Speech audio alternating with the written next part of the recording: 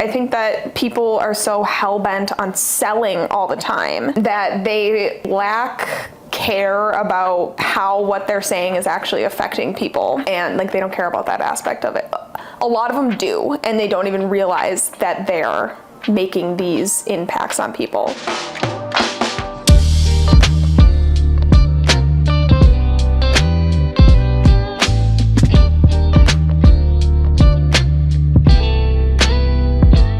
Let's talk about the journey a little bit. Okay. And like, how did you get here today?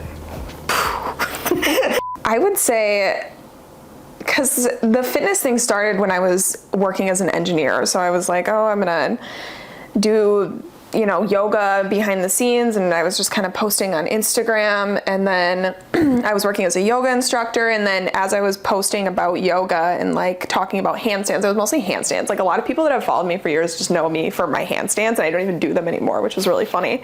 Well, I do them, I just don't like tape them or put them on my Instagram or anything. But it started with that, and then eventually it got to a point where I was like, ooh, I think I can quit my job and just like try this out for a little bit.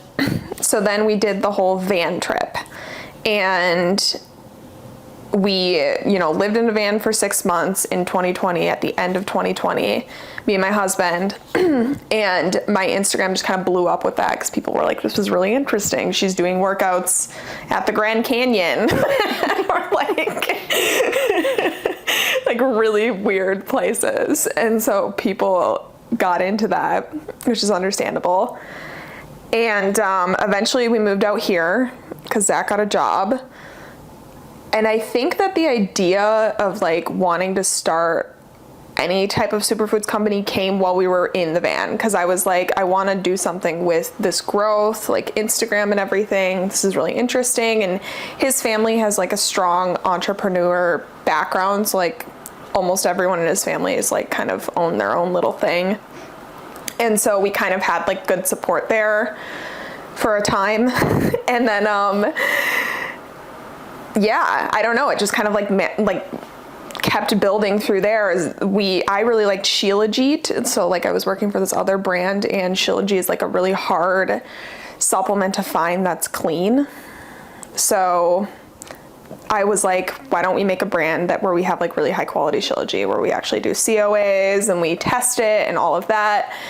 And so we kind of started with there, and then it just kind of kept building from there. Zach was helping me while he was working his full-time job. And then I started giving up coffee, and that's where like Boost Blend came in. And then I just like gave up coffee because I was like, I'm anxious all the time. Coffee's giving me stomach ulcers. I can't do it anymore. I'm sick of it. It's not good. I don't know why people like coffee. I really don't. It's not good. It does not taste good. And so I started. Tell us how you really feel. I like sipped coffee the other day. I'm like, this isn't good. You gotta make it good. No, I think it's just psychological. It's just an addiction. And so people associate it with this like thing that they need in the morning. But like if you really actually like sip coffee, it's not good. I don't know. That's my opinion.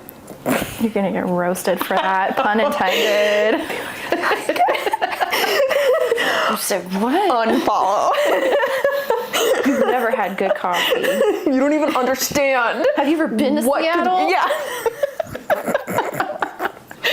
That's how I started like playing with Boost Blend powders, and I was like, ooh, I'm gonna add this and this, and then I was like, I want some matcha because I want a little bit of caffeine but not too much caffeine. And then I was like reading about all the benefits to all of them and just like learning about that along the side, and nutrition and everything. And moral of the story, I kind of just like came up with the Boost Blend, and I was like, how do I sell this now? Can we make this part of the brand?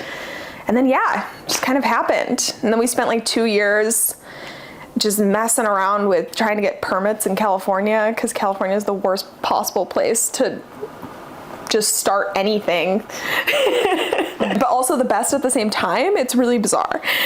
And so we struggled with permits and all of that, but then finally got there, and it's just been a ride. It's just been a lot.